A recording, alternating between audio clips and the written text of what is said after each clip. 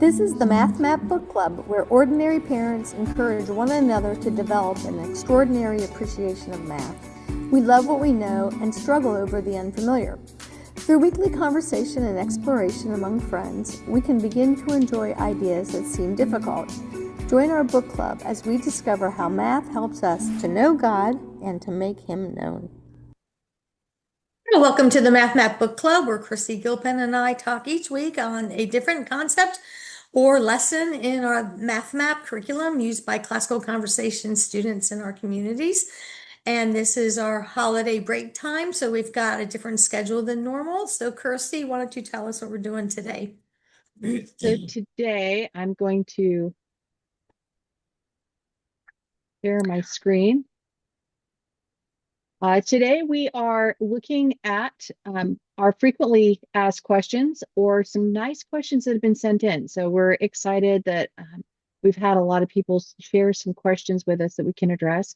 But first, there is a lot on this slide, admittedly, but I wanted to make it so if somebody decided they wanted to get a screenshot of everything you can do, it's here in one place.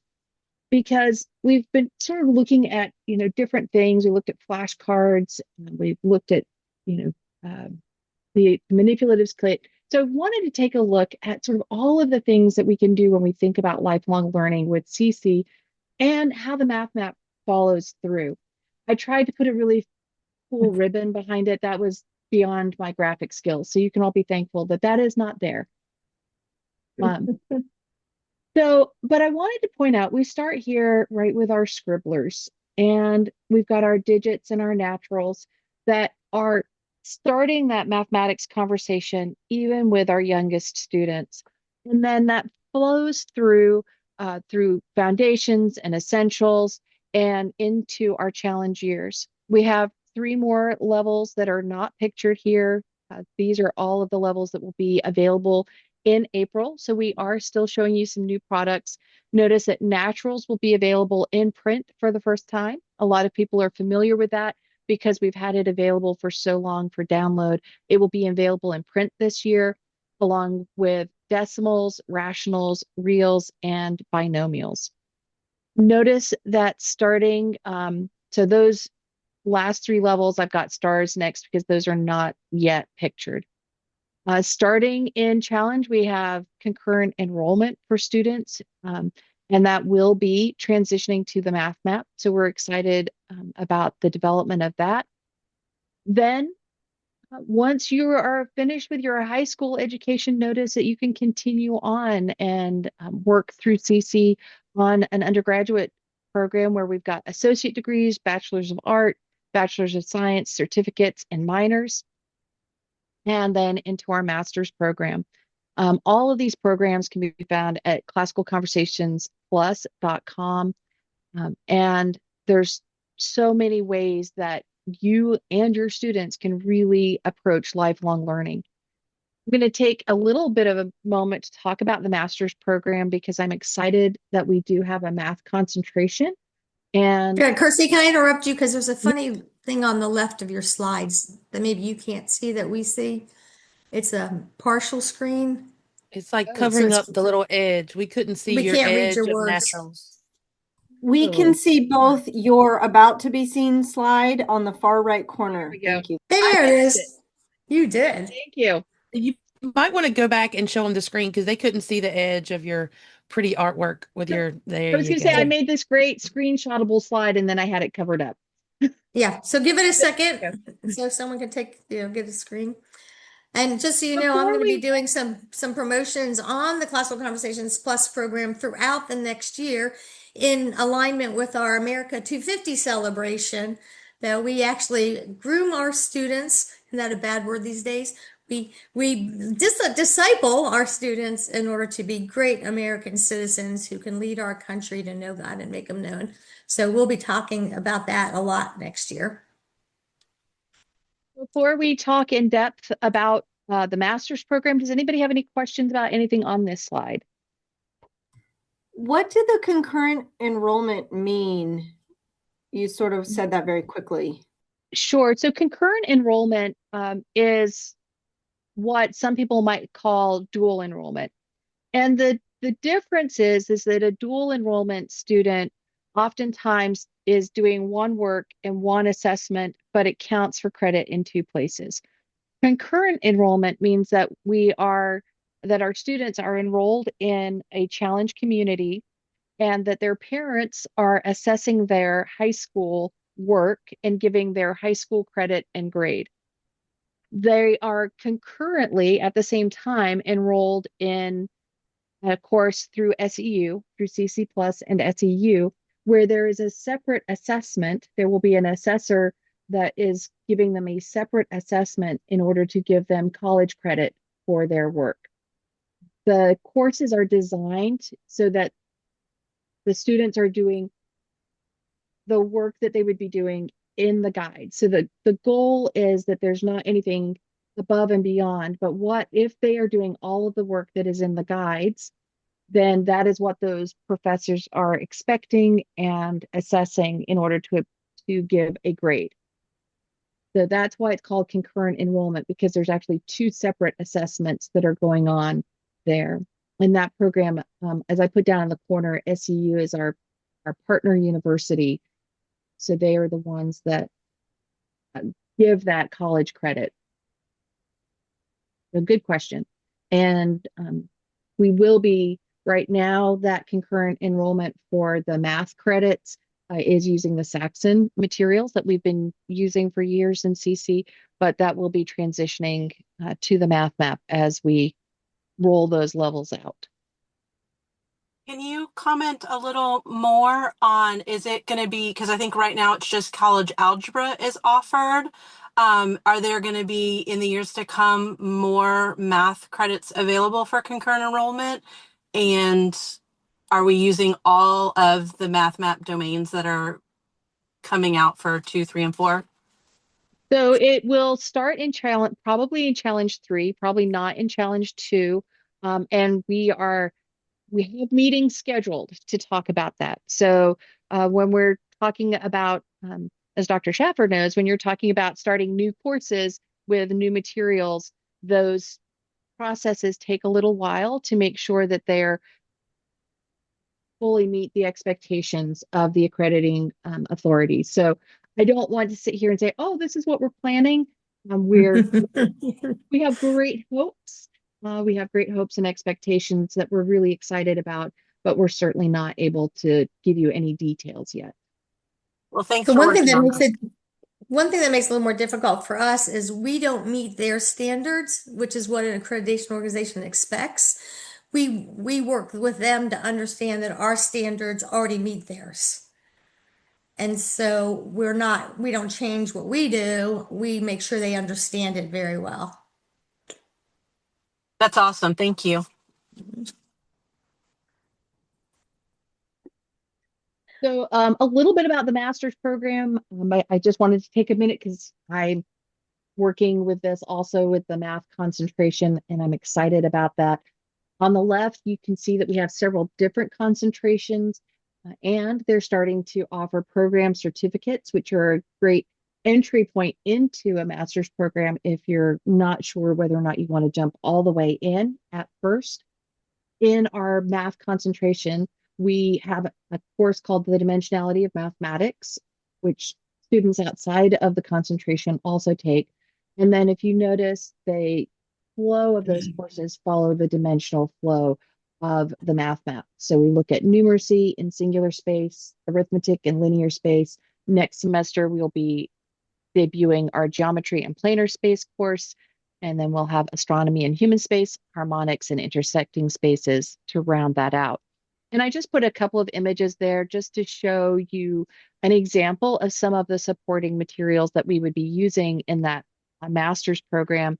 So for example, in geometry and planar space, looking at Euclid's elements in depth, and then in our astronomy and human space course, looking at Ptolemy a little bit more in depth. Any Thank you, questions? Kirsty, for all your hard work doing that. I just really appreciate that you have such a classical mindset as well as, just love pedagogy. Yes, you can get an MS in math, adding, hitting. Babs is really, I just want to point out to everybody that Babs, not only is she amazing at answering all of your questions about the math map, but she is actually sort of a double major. I don't know if you can really double major it in a master's degree, but she is working on the Latin and grammar concentration and the mathematics concentration. And so I've had the privilege to have her as a student, and I can tell you that she is an outstanding student. So, do you want to share anything about your experience in the master's program? I think I'm trying to think. I mean, what I've enjoyed is meeting a lot of people who are in CC that I would have never met otherwise. My paths would not have crossed. Everybody's in CC, a parent. And really, I mean, the courses are hard. They're not easy courses, but I've just been, I don't know, encouraged. The professors that I've had have been really encouraging, and like even writing papers, which I thought I was really good at writing papers until I had to write, master's level papers, and then I got more critiques than I was used to. So then I realized, okay, maybe I'm not as good as I thought I was, but it helped me to be a better writer. So I've just learned a lot. I mean, I think that's one thing. I saw a post about like aging, and it was talking about how you should always try to learn something, and it really does help you to stay young. And I do feel like that. I feel like once we stop learning something, we're stop trying to learn, then maybe our brain just, kind of goes into a different mode. So I'm going to keep learning as much as I can. But it's a great program. I've been excited to be a part of it. And so we'll just we reach for the end. I don't know how long it's going to take to do the double, to do the Latin and math, but I have learned a lot in both subjects. So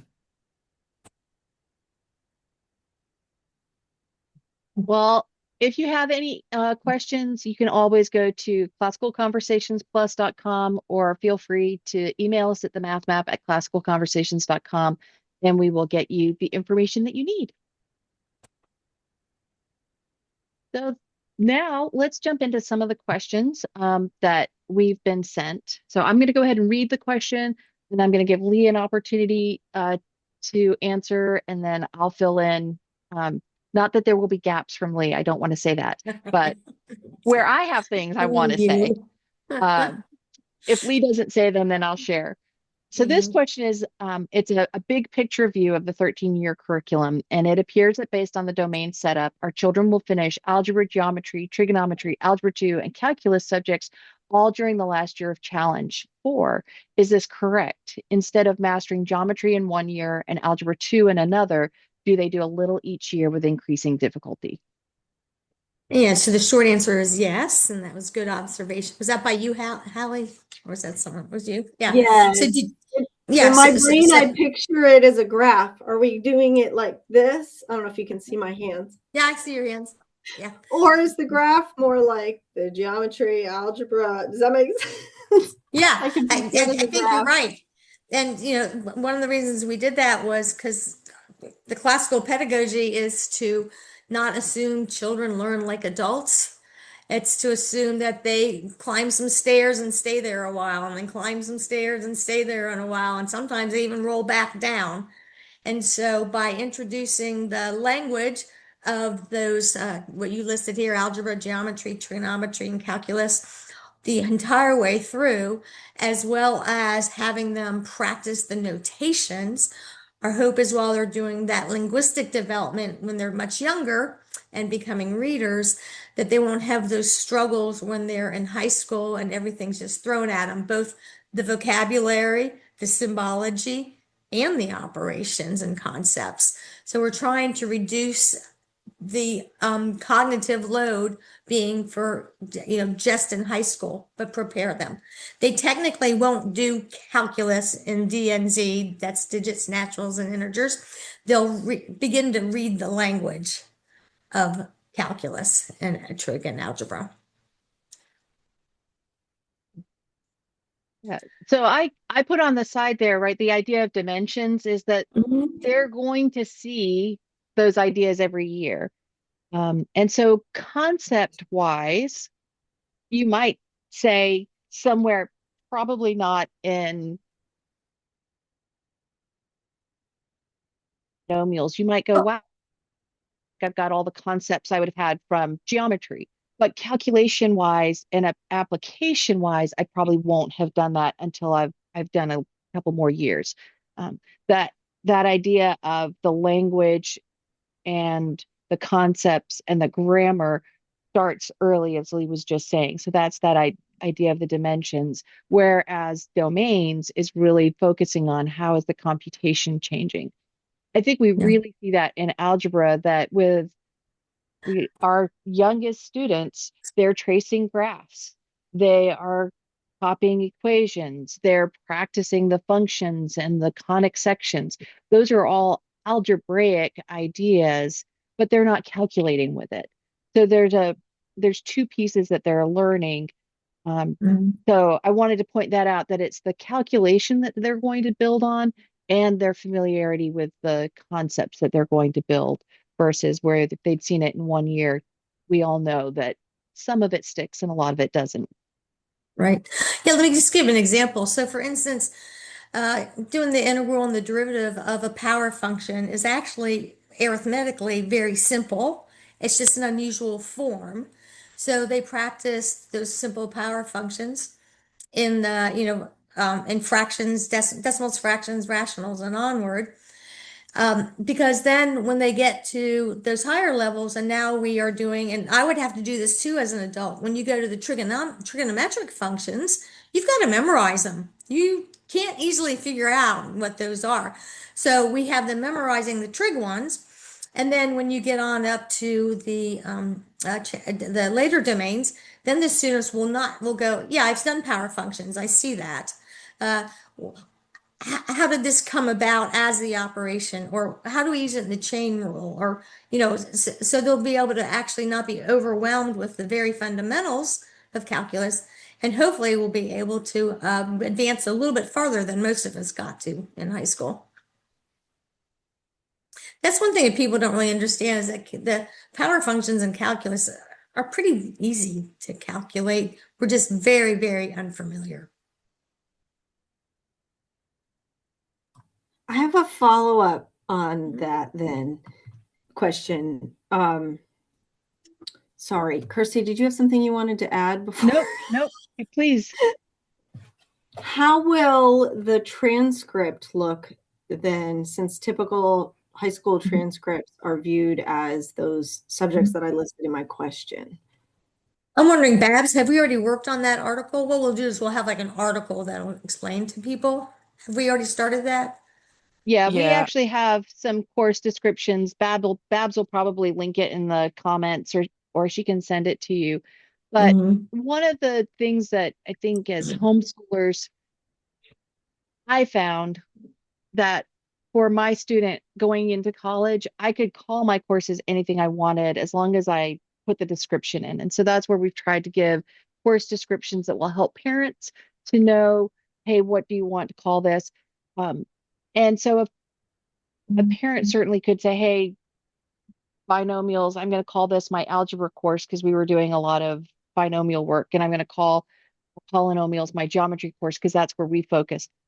Mm-hmm. Or they might call it math 9, 10, 11, 12. Or as Lee has always pointed out, you could just say, hey, my course was called monomials this year. And people who know math are going to know that's what I was working on. So there's a lot of, I found as a parent writing transcripts, that where colleges were interested, those colleges that were assessing more closely, they were more interested from the homeschool perspective as to what was the course description versus the course title. Now, for my son, who just needed to prove that he had graduated so he could go to basic training, they didn't really care what the course descriptions were, and they just needed to see that he had 4 credits of math. Mm-hmm. So that's one of the joys as a homeschool parent, is that you have the opportunity to really tailor that transcript for each application that your student's doing. And most of the schools I found are going to be more interested in the detail than just the title. Mm-hmm. Yeah. We've always had a way, and literally millions of CC kids have gone into college. So we'll keep it up. We'll keep helping. When I Okay, go, and when then I, I I'm would say sorry. Yadding asked a question, which I think relates to this. You want to state it again, Yatin? Yeah, sure. And also, I used to work at Purdue, and you can contact the admissions office of university and ask for a sample senior transcript. So just for reference. And I know at least at Purdue, they would give it to you. They would just Yeah. give you as a guideline, as a template, if that's something that you're interested. So my question relates to, for you were talking about the 3Ds and expressions and 4D concepts are harder because they're involving algebra and calculus. If you have, if you're a new mom that's venturing to the math not so long ago, how would you encourage and I guess just talk it up and encourage Yeah. your students that, okay, second semester is coming. What can we do? Yeah, I think that if you're in the the narrower six domains, the parent who might have some trepidation is going to go, is that all we're doing? Like it will be not so alarming. The place where there's going to be a transition where parents are maybe go, "Ugh," is in that reals complex monomial year. And to remind them, because the font got a lot smaller and we're actually expecting them to calculate. So one of the tricks that I've done in some of my seminars is I've had the parents actually look at that centerpiece of any of the booklets they're nervous about that has the solutions, and to say to them, scan down and look how little red there is. This is mostly scaffolded. Your children have just a few simple steps at the end to complete. Instead, a lot of times, because the pages are full because so much scaffolding is there. So I have just found that that helps parents go, is that all we're doing? And so, because from the parental perspective, so they don't get kind of overwhelmed. Now, the is that all we're doing should translate to, oh, so I can just study this page. I can read this page. We can take notes. We can talk about it because there's not a lot of calculating that's going to go on. Okay, thank you. That was very helpful. Oh, okay, good. All right, let's look at our next question. So our next question, a son that's 7.5 years old and not struggling with math, found on week 12. Now, I'm not sure we tried to find this and we weren't able to. So I've I'm got so some samples on the sorry. right-hand side. He's doing integers. Okay. I did not find any double-digit multiplication in integers. Yeah. If you want us to talk about how we find it, it's good. But what may have happened is This is that mirrored, but the page has that on it. This is the answer page. It's week. Oh, she's looking at solutions. It's So what are you week learning at the 12, bottom? page. What did I just say? This is week 12, page 16. There was another one on week 12, page 4. That's what you but got down it's there. got this. So- That's where it's easy to find because it's got that on it, and the other one has like that on it. And then So what may have happened is that I'm just trying to think things may have been updated. So we may have been looking at an updated file that's already got some changes. So I think if you look here is one of the ones that you were looking at, even though it's not in integers. But I thought this would be a great time to talk about just in general 2-digit multiplication and how Lee has built that. That very bottom image, it looks like you cropped it. If you uncrop it to the left, it will be 13 times 13, which is 2-digit. Yeah, this is just a different format. So I think it's written below. So. Oh, I see. So Hallie, Yeah, the students by that level are expected to have memorized up to 15 times 15. They shouldn't have to calculate that. They should already know what it is. So if they come across this and they don't know 13 by 13, two things. One, you can work on the flashcards some more, or two, go ahead and show them. If you look even at the versions above here, we have half of 16, half of 16, half of 16. So it's a place where there's just two more decimals after that. So it's more you're looking at the patterns, but we tried to make really simple numbers for them to begin that practice. And then when they were harder numbers, we tried to always make them squares or something they'd be very familiar with, like a times 10. Yeah, like that 40 times 40 was on that one. If they know their place value, they can do the 4 times 4 and then add the 2 zeros. Right. So it's a place value issue. So one of the games I play with my grandbabies in the car is also, they know what 4 times 4 is. So I'll say, what's 4 times 4? And they say 16. And I'll say, well, so then what do you think is 40 times 40? And I'll say, is it 1600? And then what do you think 400 times 400 is? Like I auditorily play math games to help the kids think without having to write and read how place value works or how actually any kind of memorization, works in mathematics. So we don't have that specifically as a game in the curriculum. But when we got to these middle three, why do I call them the middle three? When we get to decimals, fractions, and rationals, I began to assume they'd seen the common multiplication, that you would have done in the cards or the problems through integers. Okay. Go ahead. So I think one thing I really want to say here is that as Lee has been developing this, we all have to sometimes, like Lee, I have to remind Lee to stop and remember that not only is she writing these lessons from booklet 1 to booklet 30, but she's also writing them from digits to transcendentals. There's 390 booklets that need to be graded or aligned in both directions. So you can have a really beautiful curriculum that works for one level this way or for one lesson this way. Making it work for both can be challenging. So there we go. Babs found that. And I think that there are occasionally some places where we may find that it feels as though the order of instruction has maybe gotten a little bit out of order. And Lee is continually trying to perfect that. She's continually trying to update that. So I would say where you find something and you go, okay, that isn't familiar, that we don't get that.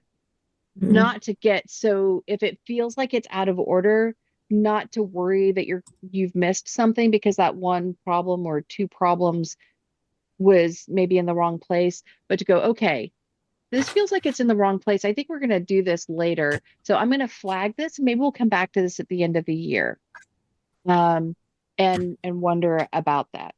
So I just wanted to let you know, Lee is continually, trying to get it right, but it's going to take us a little while. I think to get all of those cases where maybe we overestimated or underestimated what a student can do just right. Yeah. I mean, thank you for, that's a great apology for how difficult this is to map. But there's like on this page where we have the multiply and the subtract, do you notice how the 169 is there? So one of the things students who become web thinkers and learn to pay attention to the whole situation they're in will start to notice through all kinds of testing and curriculums and even translating Latin history of books. Very oftentimes the answer is already on the page. Now, they don't always at this age, they don't think that abstractly to notice it, but hopefully a parent would in this case. So as they get older, I promise you, if they know their math facts, it will get easier for them. But a lot of times they just don't know their math facts as well as they could. And even on this one, so this is a place where I would say, what do you mean 169 minus 69? What do you think it is? Well, I'm going to tell you it's 100. Do you see why I might say it's 100? So what if it was 171 minus 71? And what was 178 minus 78? And help the kids just through a conversation begin to see what's going on. I'm also wondering, what page number was this? 12? Is that what you said? 16, I think. 16? So A lot of times what you'll find is I give more scaffolding the first two times they see the problem. And by the time they get to the last page, it's got as little scaffolding to give them a chance to actually do more of the problem themselves. So, Leah, I've this noticed that problem's all, go ahead. I was just agreeing with your scaffolding. So for what it's worth, I have seen that in doing integers. I have noticed that pages 13, 14, 15, and 16 bring it all together, if that helps. yeah. I was going to say, this is a really great example of the difference perhaps between working through the math map or what we're trying to encourage as you work through the math map and a traditional curriculum, and where most of us tend to be. Because a lot of us look at this and we don't actually read where we're told to calculate the green area, right? Most of us go right here. Oh, we've got to do 13 times 13. And so we don't even look at the context. Whereas if we want to look at this and we say, okay, well, what's the green area? Well, the key skill we want our students to learn, not necessarily the calculation that matters, but we really want them to be able to go, oh, well, there's a square and then there's a triangle inside. Oh, so how would you find the green part? Well, the green part is everything that's in green, but not what's in orange, right? So we're trying to help them to start to see where 13 times 13 is my outside area, right? And then 69 is my inside area. And now this connection makes sense why the answer is given to us. If we just looked at the computation problems, kids might not even notice that. But slowing down and saying, calculate the green area, what are the steps? That's what we're working towards. And that's why it's so important to really look holistically at the work and not just jump to the calculations, which is what most of us have been trained to do. And very much trying to, jump back and revert into didactic teaching, like when it comes to cross long division or multiplication of two digits. The squares are easy because we have the foundations work. What if we're trying to calculate tips or something like that in a restaurant, and we come across 13 times 14? Well, it's also still in foundations, but some random two-digit number, and then we have to kind of go, how do we use questions to help them understand, well, this is how you calculate? Because I know that the long division steps are in the charts. The moment when I discover that, that's when I can tell all the parents that I serve, it's in the charts. It's in the charts, because they were all so worried about that's not taught. Yeah. And but then how do you actually, in using this particular problem, how do you actually use classical skills to help students to learn that? Well, I always like to go back to, because and I know this is me, and so I keep saying this, and one day all of our parents are going to go, oh, it's all the distributive, right? But it is, right? And helping our students to see that all beyond our single digit facts, everything is going to be the distributive property. And I think if we can help our students to see that, for some reason my stylus is not working, so we're going to have to deal with me trying to do this, right? But if you go, okay, well, 10 plus 13 is, right, is 13. I mean, 10 plus 3. And so if I have 10 plus 3 and 10 plus 3, and then helping them to go, oh, okay, so what are the numbers of, I have 310, 110 and 3 ones, 110 and 3 ones. We can start thinking about place value. And at a young age, we're having them memorize the distributive property, right? So I could say I'm going to distribute, right? And then as we write that out, I'm going to undistribute. And we end up with 10 times 10 plus 3 times 10 plus 3 times 10 plus 3 times 3. Those are all accessible facts. And then we add them together. So I think that's what that to me is, if I'm trying to help my student to see what we're doing, is not to jump into that didactic understanding of an algorithm, right? The algorithm is speeding this up, but to go back and go, okay, what numbers are familiar to us? Well, 10 and 3 are. I mean, we could have made it something else, right? We could have made it, it doesn't have to be 10 and 3. It could have been 6 and 7. And I could have done that, right? I could have done um, any sum, 5 and 8, whatever numbers I like to deal with. And then I could say, oh, well, look, I could multiply it like this, and then I have smaller numbers to multiply.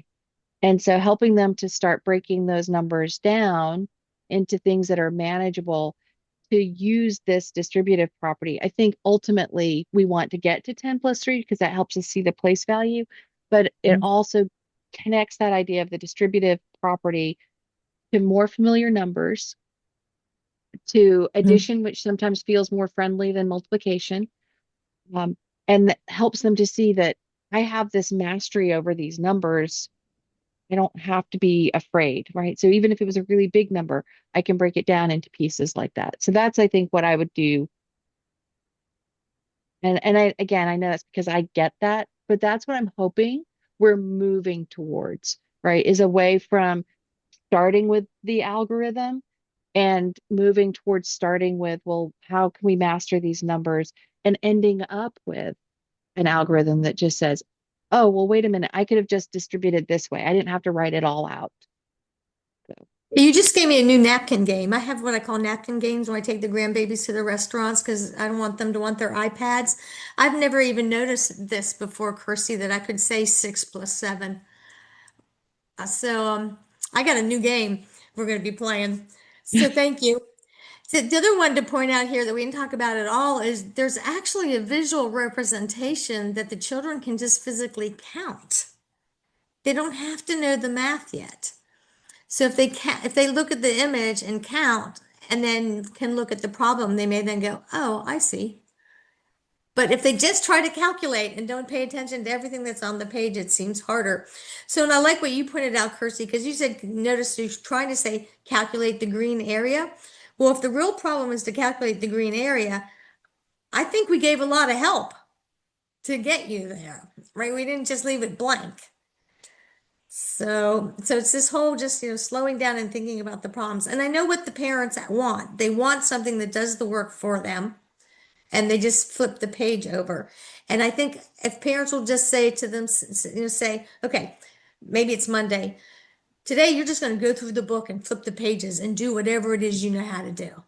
And there'll be a lot they can't do possibly, but if they can just do some of it, then over the week, over the next few days, say, okay, so let's go to the first one you couldn't do. Let's do the page, let's say it's on page 3. Let's do 3, 7, 11, and 15 of those problems today.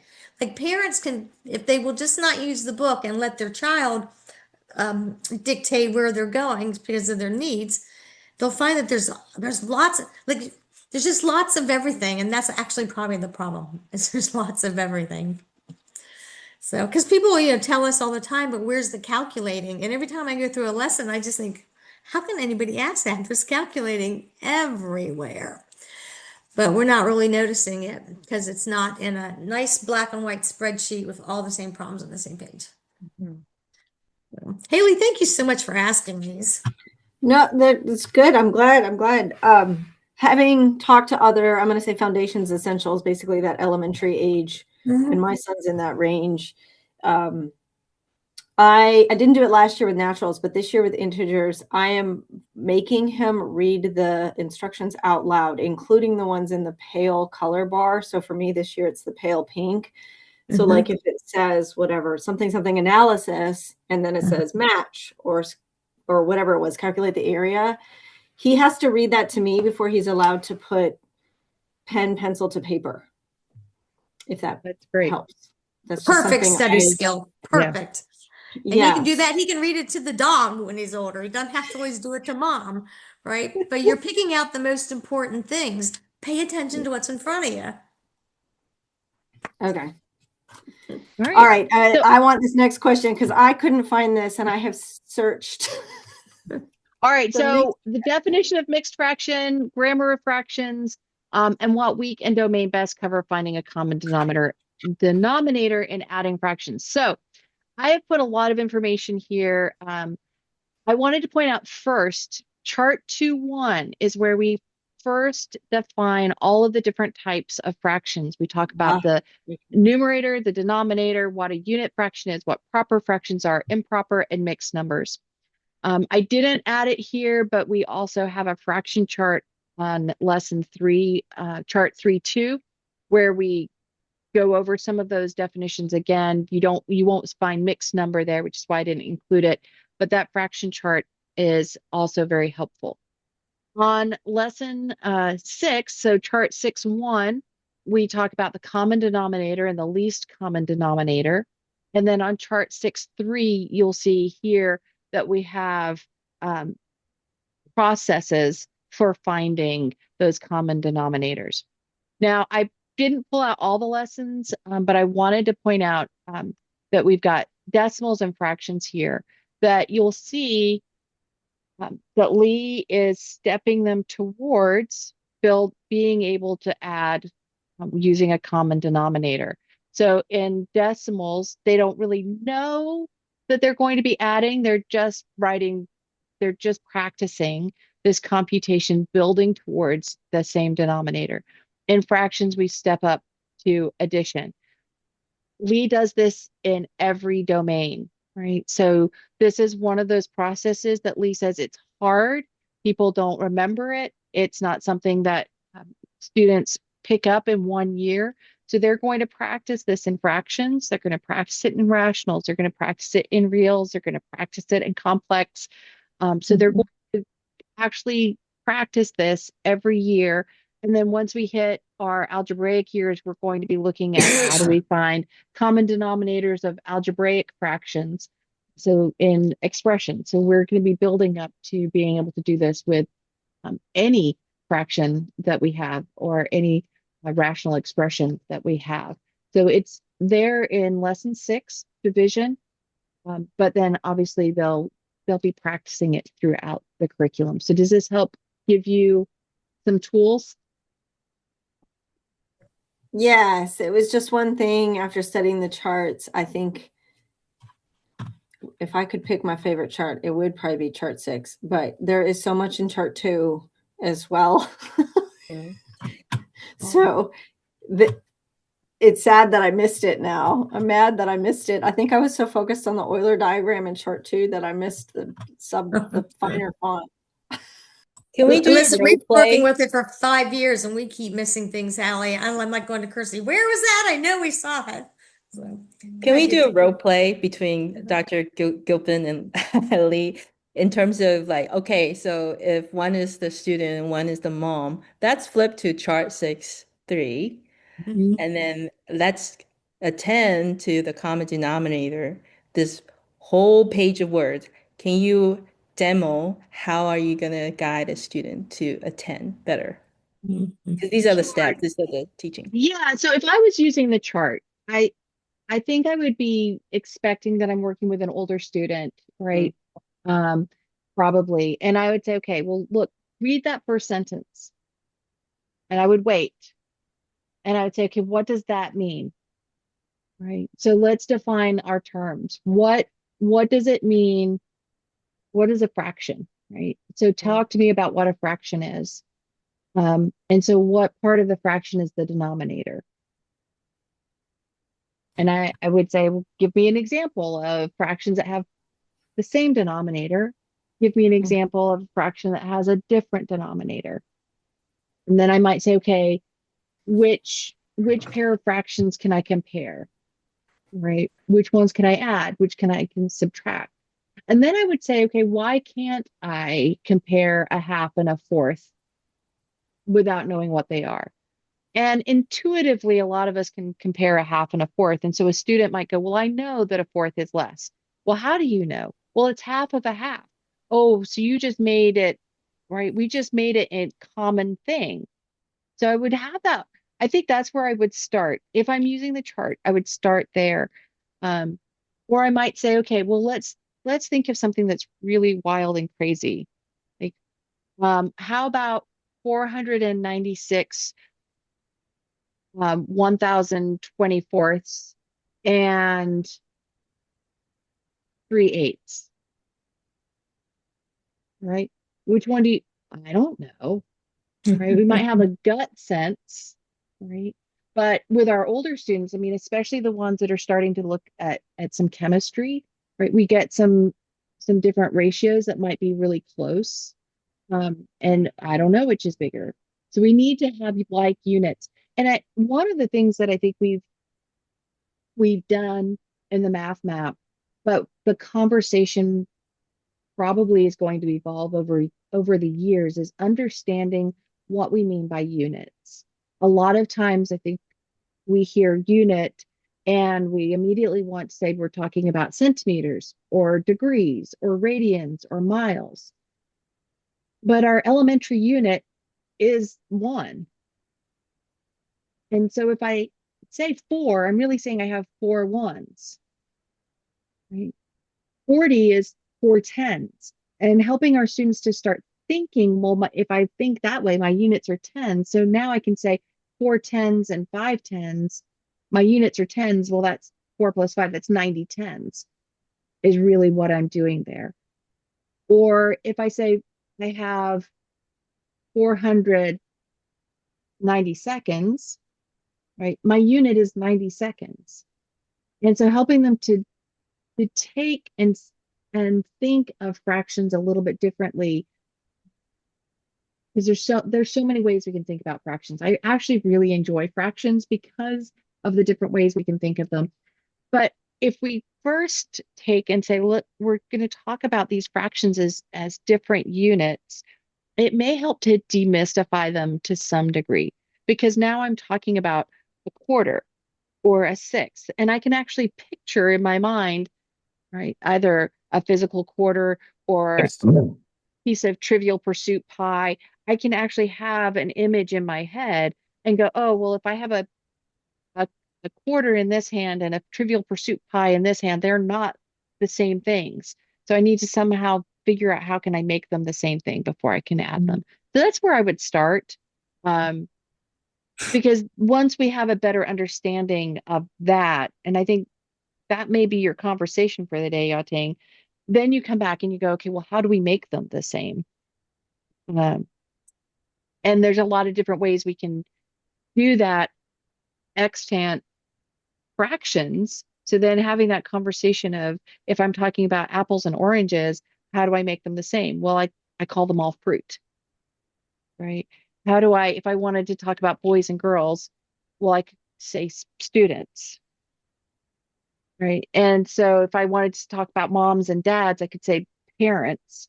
So how do I take this idea of making something common, right? Mm. And then take that now and specifically look at it numerically. That's very helpful. Thank you.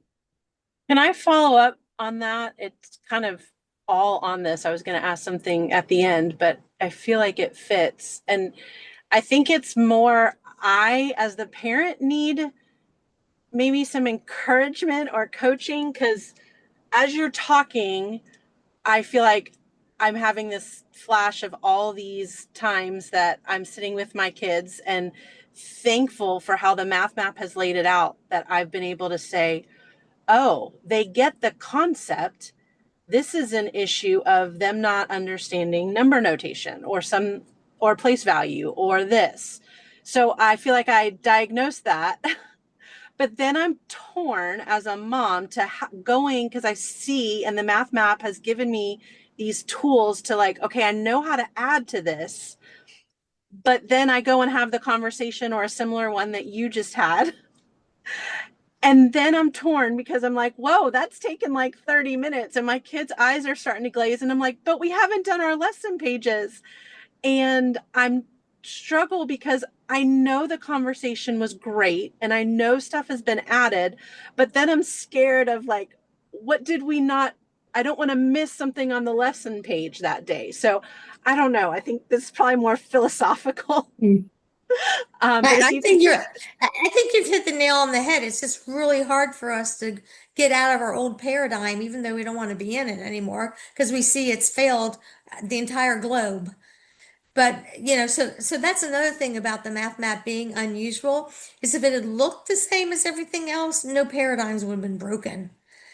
Right. So you've got to give yourself some grace. And I think, Kirsty has graduated 2. I've graduated 4. Jana's on here. She's graduated a few of them.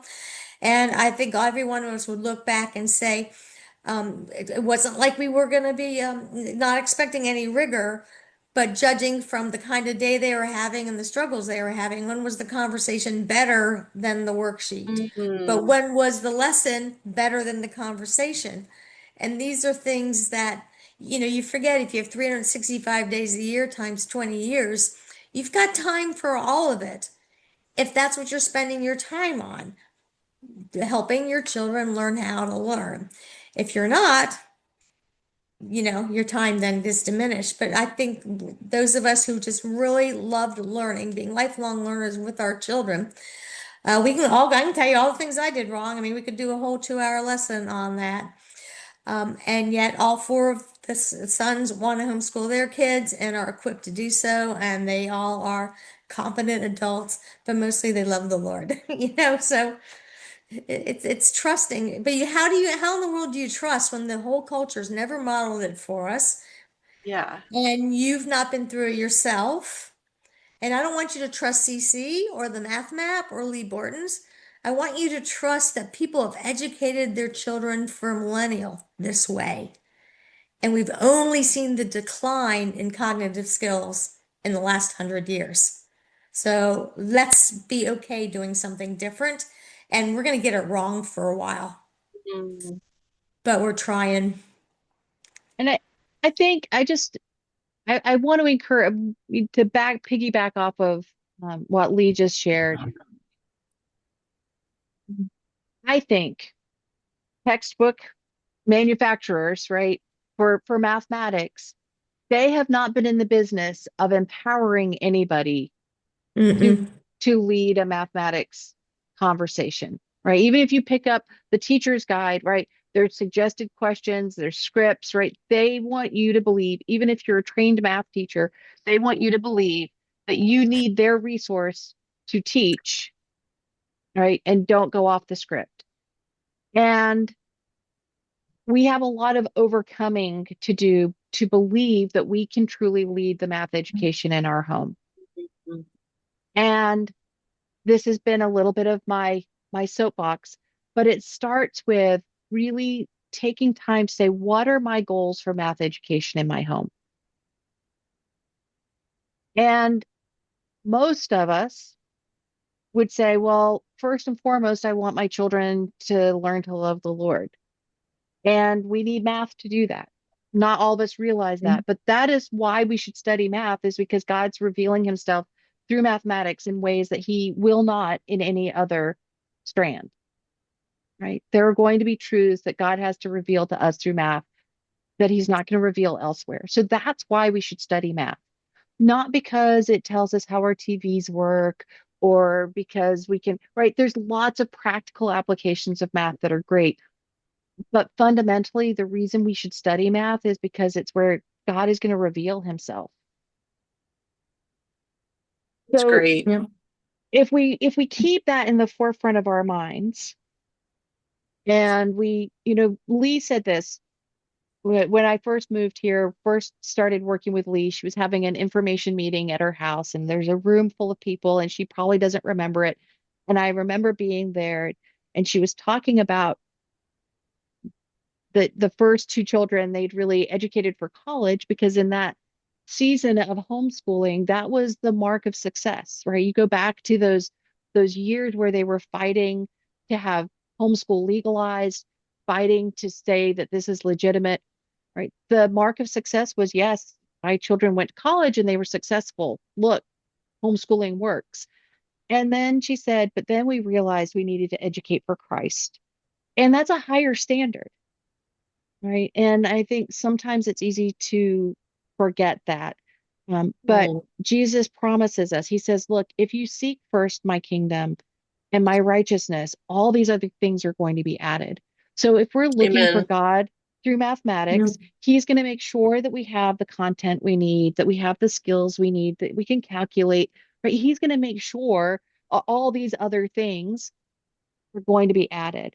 If he intends for our children to go and send, rockets to Mars or to be able to write a recipe book, whatever it is, he's going to make sure that they get the skills needed to accomplish the work he has prepared for them.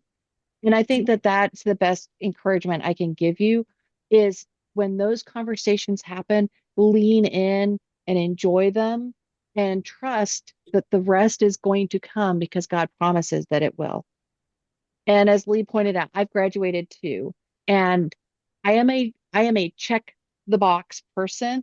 I'm focused. This is my work. I'm going to get this done today. And what I learned and the one thing that I cling to is that the most important thing that you can do is really be present with them in those conversations and not be so worried about checking the box that your son is sitting here trying to talk to you and you're like, uh-huh, let me just finish this, right? Let me just finish this. And to say, no, you matter more. I'm going to stop what I'm doing here and focus on you. And it's hard. It's hard, but that matters. And so enjoy those conversations. If you don't get the rest of the page done, it's okay because the beauty of it is, guess what? You'll see it again next year, right? So there's nothing you have to worry about missing like you would with a traditional curricula. Because you're going to miss stuff no matter what curriculum you use. So just accept it. All right. Thank you both. That's amazing. You're both just blessing on blessing on blessing. Thank you. I had a Any comment. wisdom comes from him. Yeah, I go know, ahead. I'm looking at the time and I like this next question too, but I had a comment on your unit 1. I call that home base. And so it's like, how can we compare the fraction, whatever, 1/4 to home base? How does this compare to home base? And that I can hear that. That's a good when you're learning, so I teach chemistry, and so the same metric conversions, the same metric prefixes that are in the flashcards, I do. What is your home base? If I talk about a gigabyte of data, it's a byte is home base. That's one home base, and so that's versus giga of bytes is more than that home base.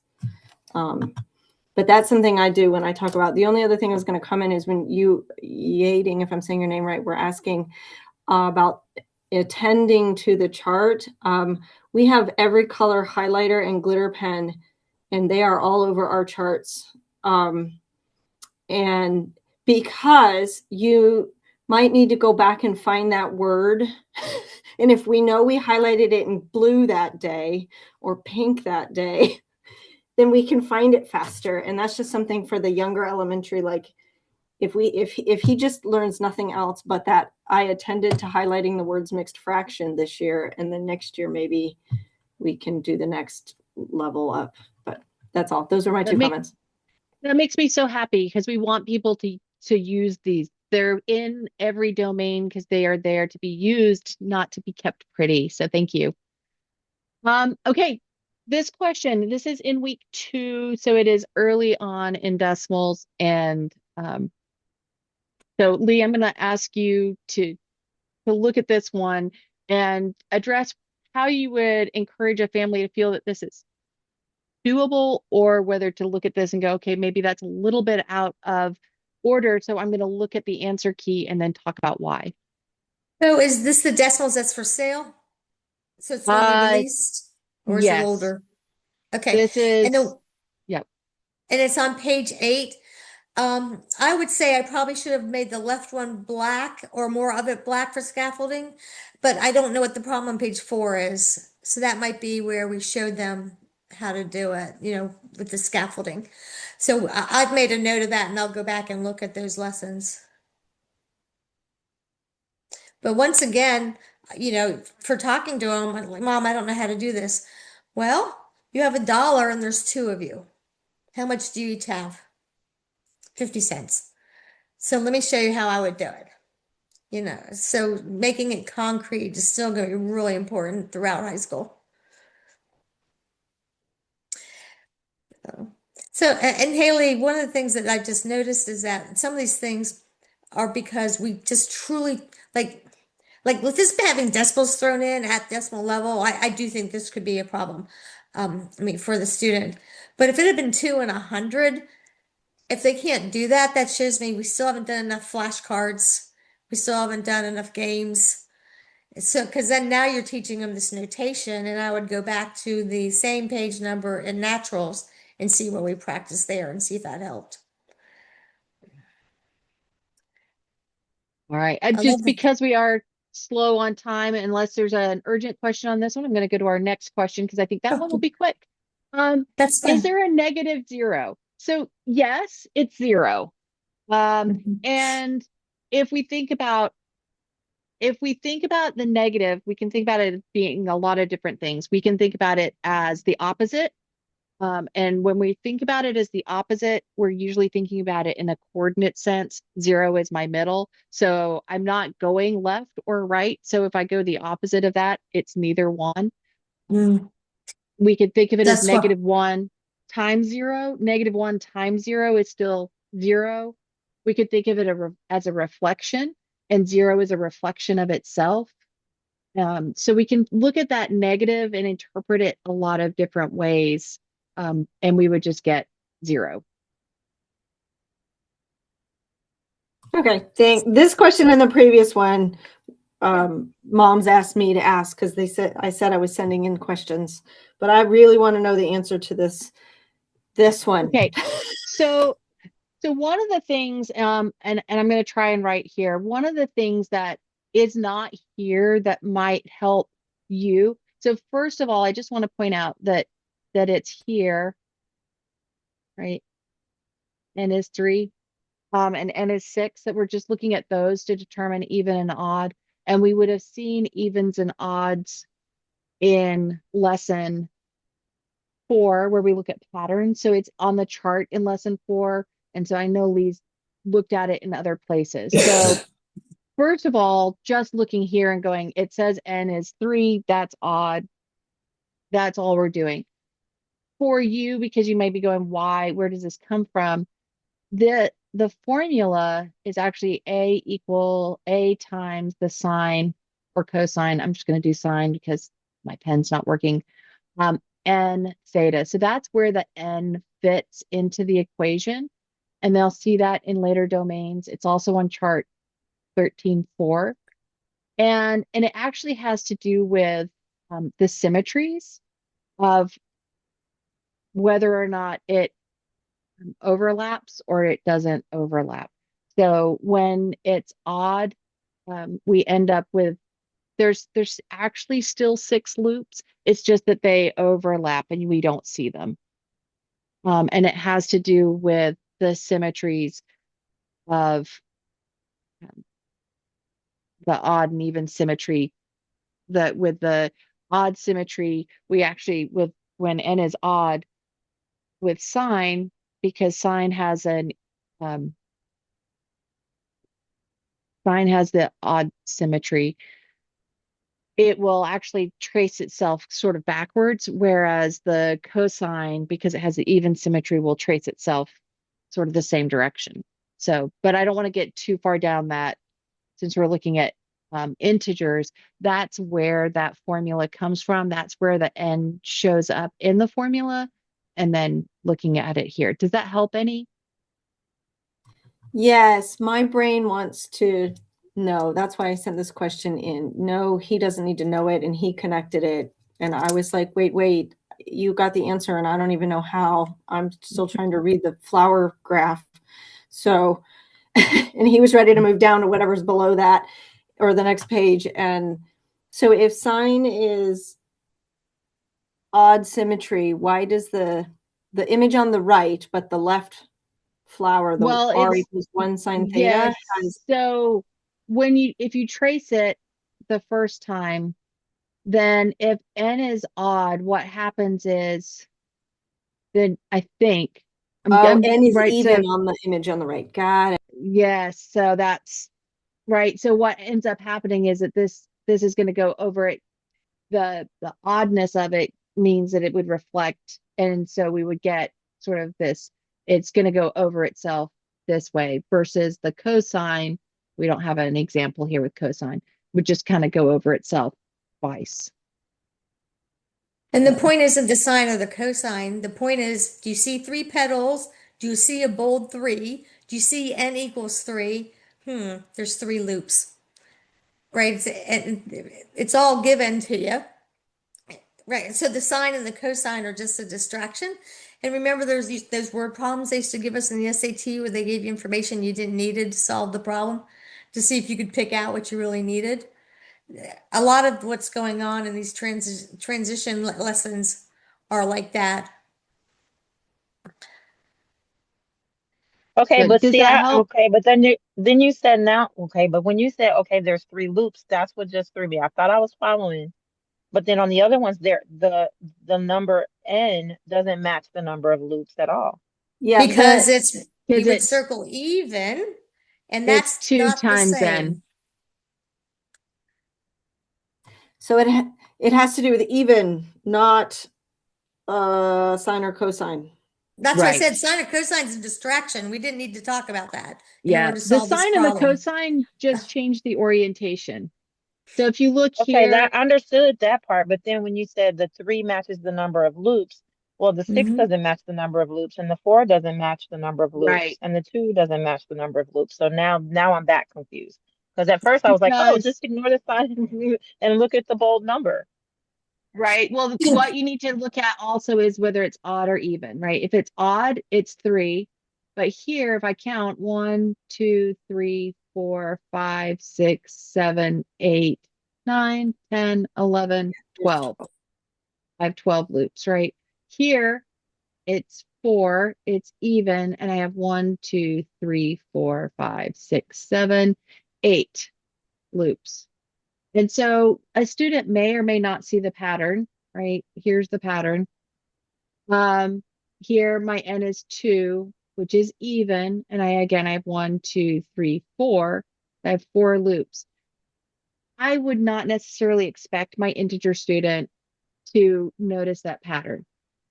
But I would expect them to be able to say 2 is even, 4 is even, 6 is even, and to be able to attend, right? You have to attend in order to count. Notice that I put a mark and I counted out loud, count those loops.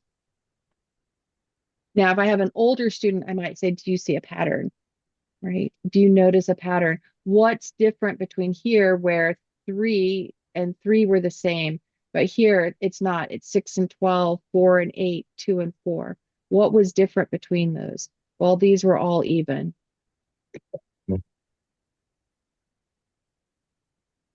So what would an odd cosine graph look like with, say, 9 loops? What would that It would have be? 9 loops. But I would start, so a cosine graph with 9 loops is going to start here, and then, all right, well, it's 360 divided by 9. Is it like 40. 40. 40? Thank you. So 40 degrees, right? So every 40 degrees, I'm going to get another loop until I have 9. 1, 2, 3, 4, 5, 6, 7, 8. I need one more. Put it here. Something like that.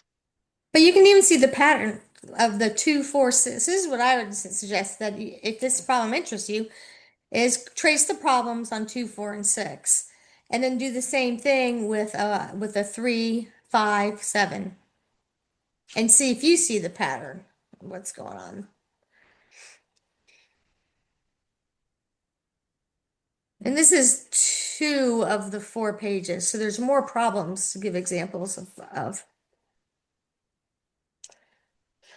So I really want to, like, is this page 4 and 8? Do you know what you grabbed here? That is page 4 on the left with the odd sign, and page 8 on the right. However, page 12 and page 16 are different polar graphs. The focus on page 12 is it's the symbol that looks kind of like an infinity symbol, but you're talking about a lemniscate.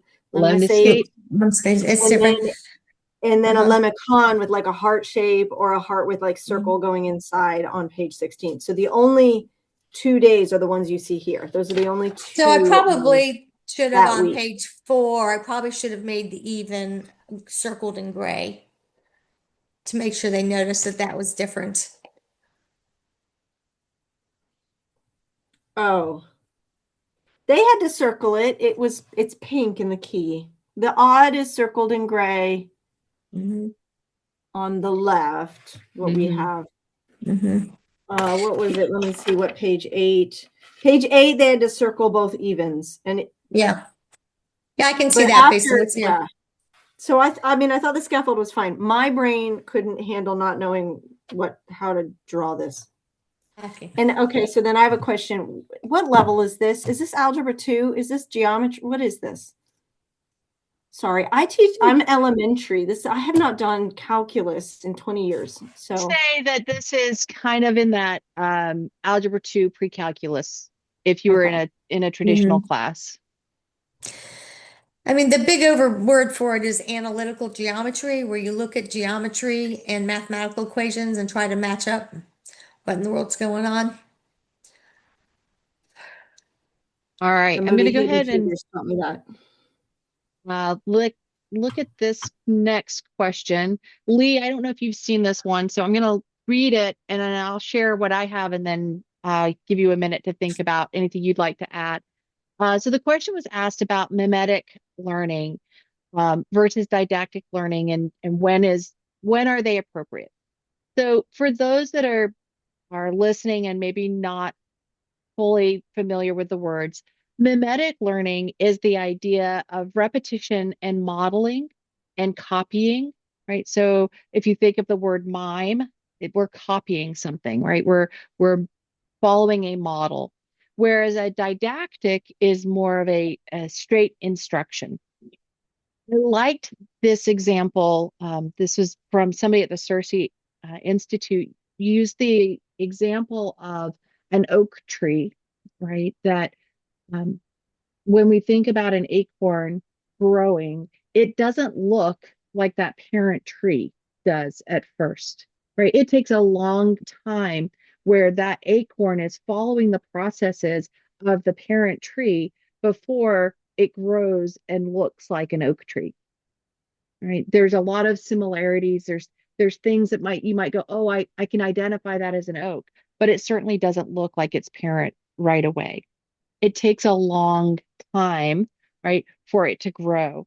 Whereas something that's didactic oftentimes feels like it has a much quicker return because I say step 1 through 4, do these steps, and they're repeatable steps, and so a student can repeat it. There's room for both. Didactic teaching is anything where we get information from a book or a teacher, right? We need didactic teaching because when I give you a definition for something, that's didactic, right? We need that. That's how we have a common language, right? If I say, right, this is I don't know what this is called actually, right? It's a cup, right? This is a cup. And we tell our students, right, this is a cup. Now, when they start to see that there's lots of different cups, right, and with the repetition that all of these different things can be cups, now we may start to see that there's also some mimetic learning going on because I'm going, oh yes, that also is a cup. There's the didactic, but as I tell them over and over that all of these different things are cups, we're repeating that. And now they start to not just understand that this is a cup, right? That's didactic, is I've defined this particular thing as a cup. But then they see a small mug and they see maybe a plastic cup, right? And they start to generalize that any kind of vessel that I can put liquid in that can be held by a hand, all of those vessels can be called cup. And so that repetition of definition of different things is where they're making a broader assumption, right? And we see that idea of the mimetic, where we're copying this idea over and over again, a little bit differently each time. And so now they understand. So didactic instruction is almost always going to lead us to grammar, to knowledge, to language, whereas the mimetic, I'm copying, I'm looking for patterns, I'm using my skills of learning, I'm coming back over and over and over, that's where that understanding is going to grow. And so classical education doesn't throw out didactic learning, but it recognizes that didactic learning has its place as a grammar building and that the understanding requires the mimetic. So that's my understanding of it. Lee, what would you add to that?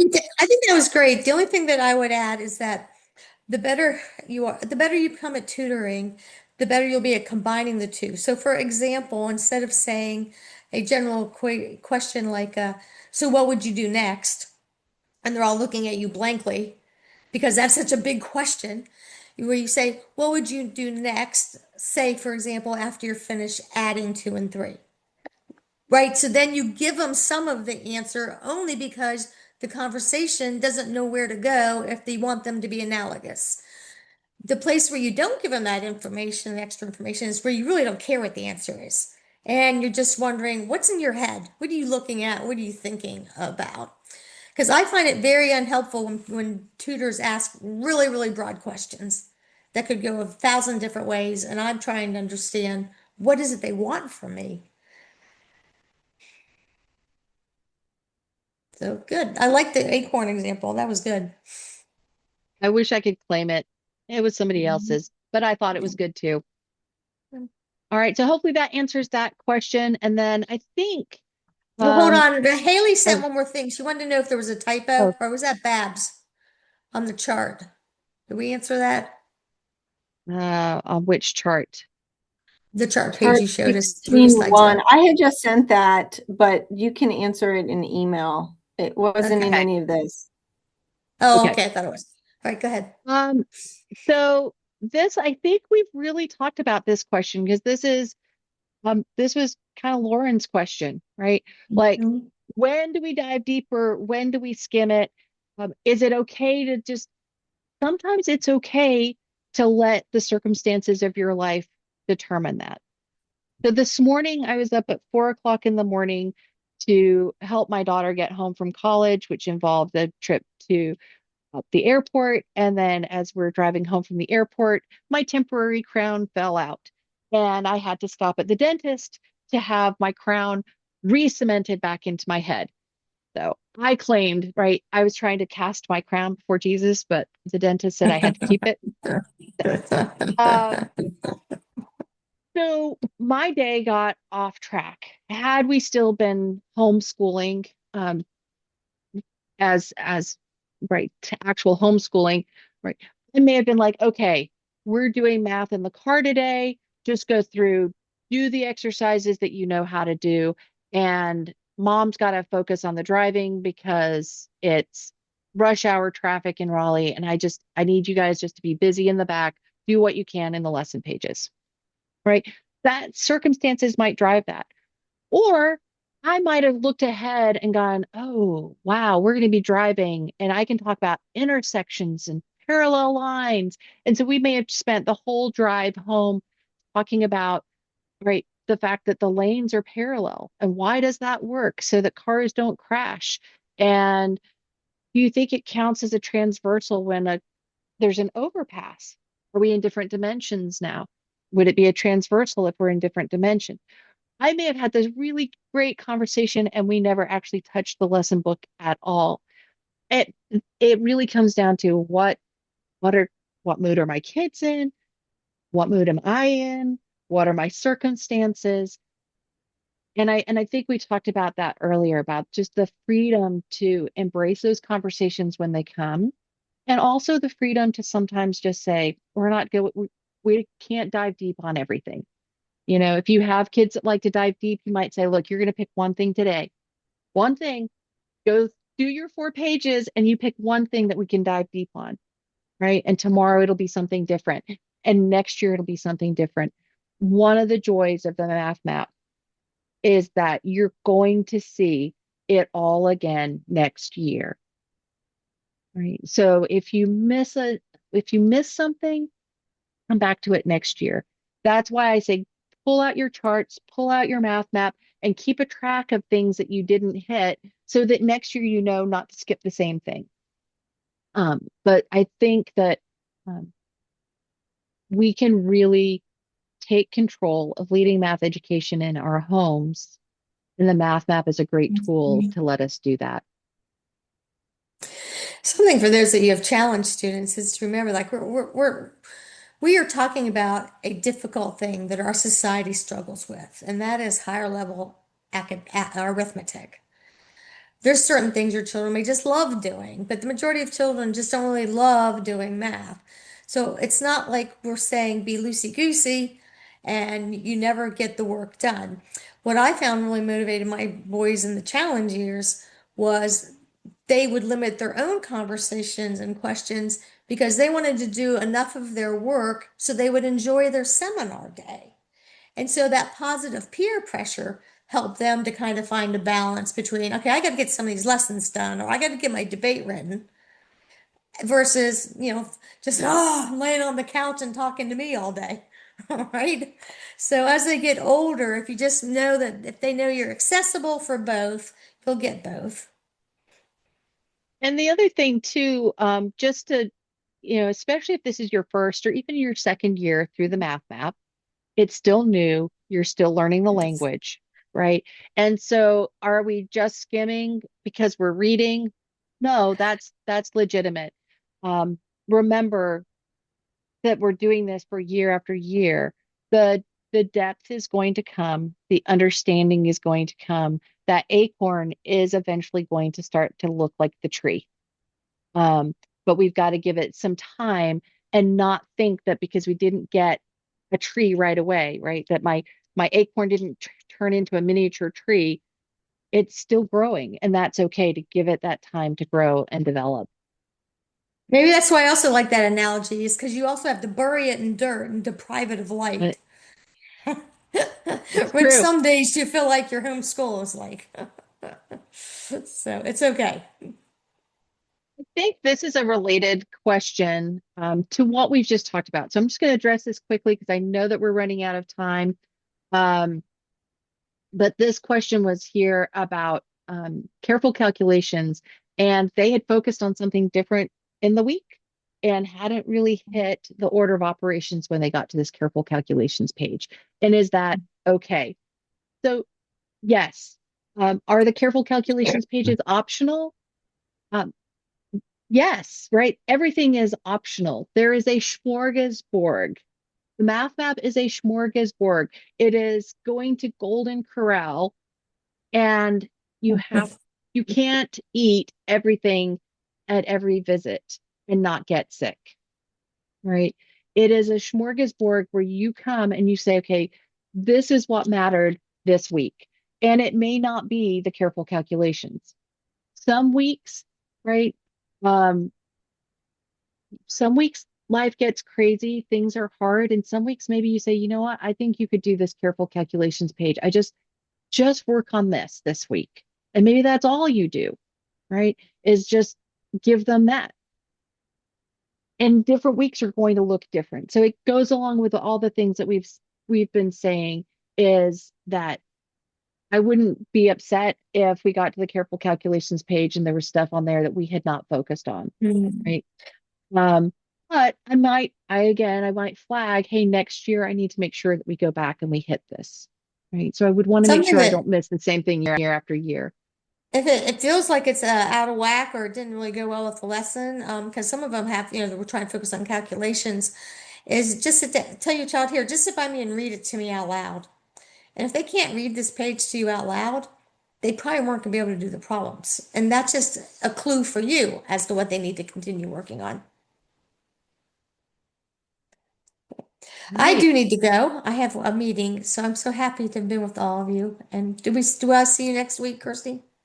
No, next week is Christmas Eve and the following week Oh is New yeah. Year's Eve. So we're going to All miss right. the next 2 weeks. All right. Yeah. Bye, everybody. Thanks, Lee. Bye. So here's a math question. Is the index exponent only called a power when applied to a polynomial function? It is never called a power. Oh, Tabs, this is like my favorite thing to talk about. So if I have a base and I have an exponent. Exponent is an operation, right? Exponent is a word that goes with an operation. This means 5 times 5 times 5 times 5, which is 625, right? So next time I'll have to recalibrate my drawing pad before I get on.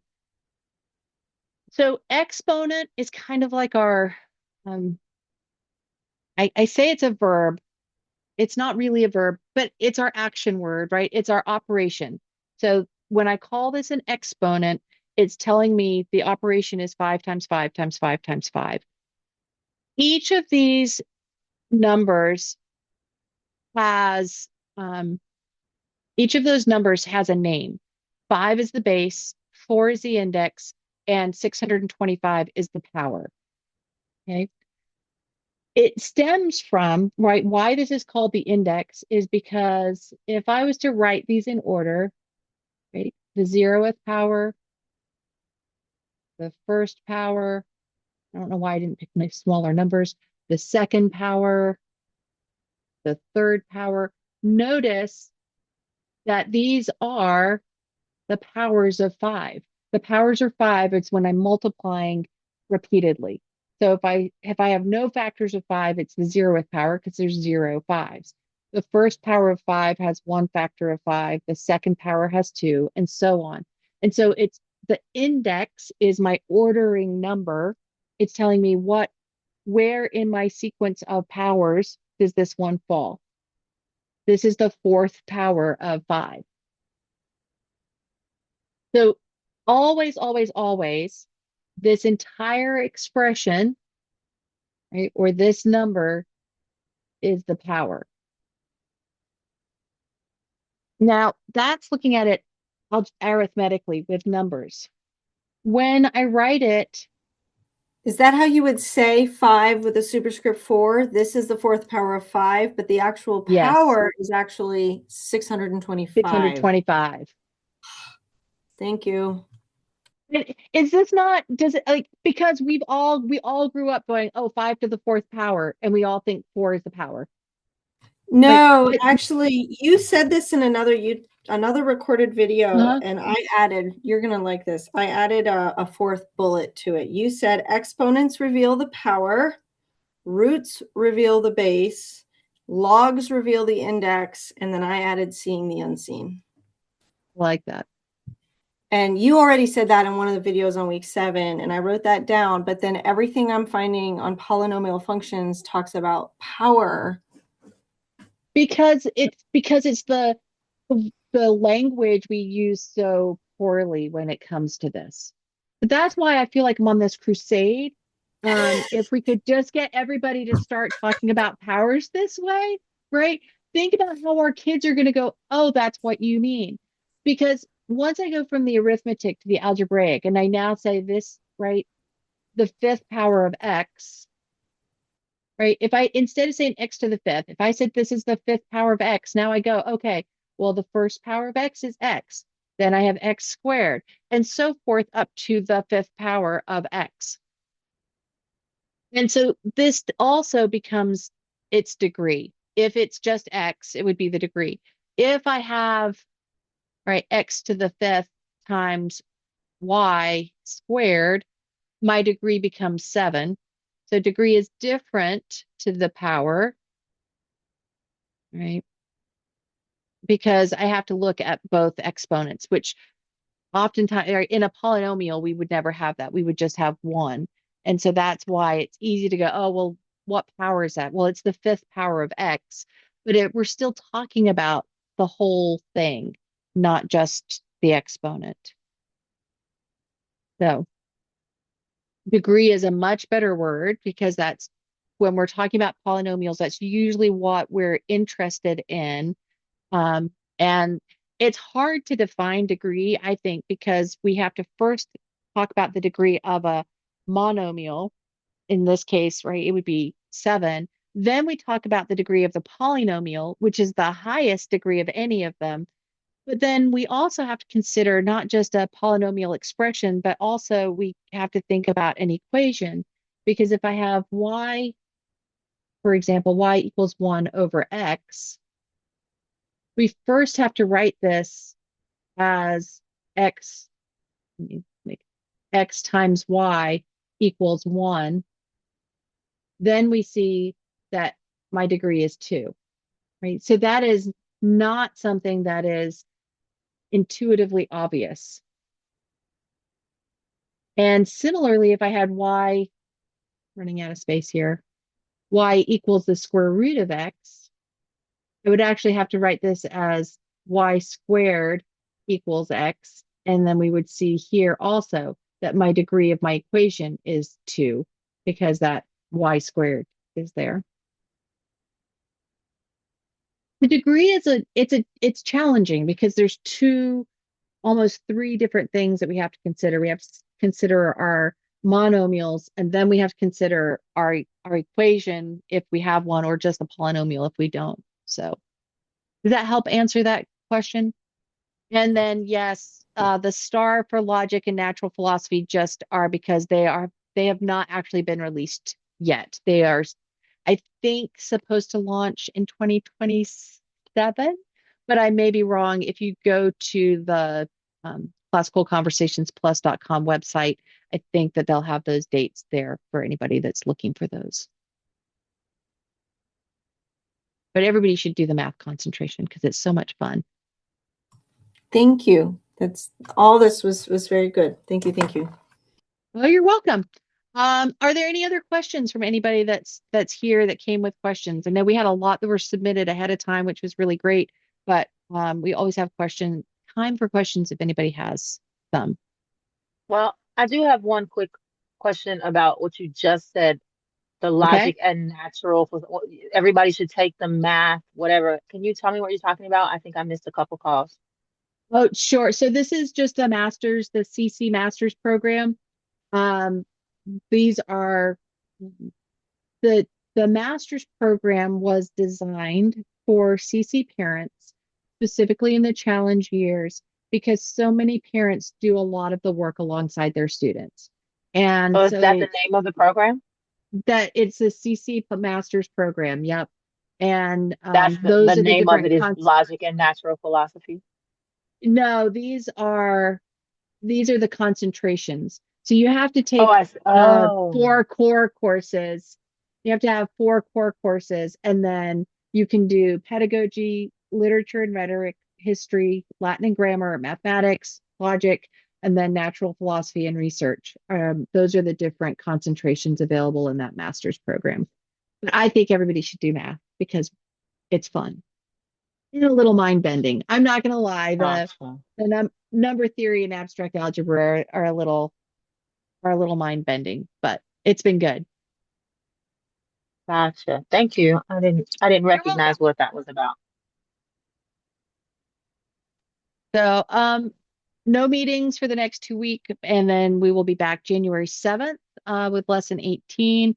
And I certainly appreciate everybody who joined us today that was here for the first time. Come back when you're able, and don't hesitate to send us questions. As you saw, we had people that have sent in questions that weren't here on the call, and we are happy to do those even when we're not doing a Q&A. Those questions are always answered just after we get through that lesson. So you can always send questions in to us.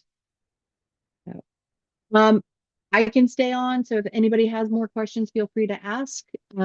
If you're jumping off, I just want to say Merry Christmas. What a wonderful time to remember that Christ came. And so we were studying last night about the rock at Meribah where Moses hit the rock twice and how that distorted the picture of salvation for the Israelites, because we see so many times in the New Testament that Jesus is called the rock from which the spiritual water flows. And so he was struck once, right? And not anymore.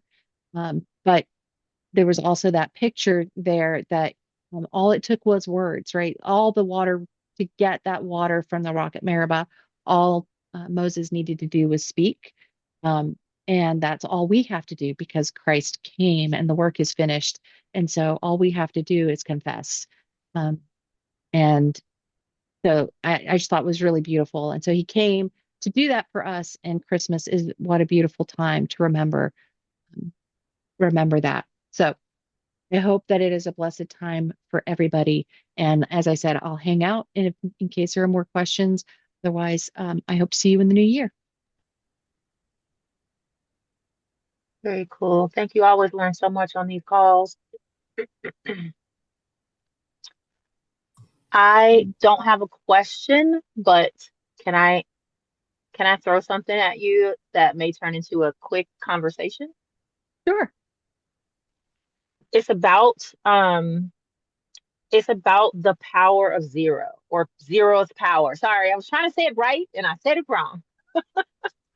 It's about the zero's power. So I've been trying to explain why x to the zeroth x, am I saying that right? No. The zeroth power of x is always 1. Okay. I've been trying to explain that in different ways to my kids, and I think I understand it. But here's something that I kind of stumbled upon, and I just want to throw it at you because you would be the person that I would throw it at to see if it makes sense. So instead of saying 5 with an index of 4, it's 5 times 5 times 5 times 5. I told my kids, because of the identity law, 5 with an index of 4 is 1 times 5 times 5 times 5 times 5. Because what we've said is that, like, it's 5 times itself 4 times, but 5 times itself 4 times is 5 times 5 times 5 times 5 times 5, which is 1 too many 5s. And so I said, actually, it's 1 times 5 4 times.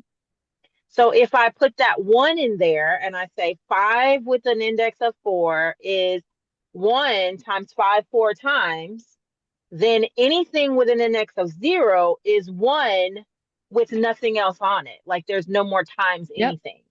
So that's why it's not 0, because my kids were like, well, if it's nothing, if it's times nothing, then it's times 0. And I'm like, no, it's not times nothing. It just stands alone because there's nothing else being multiplied.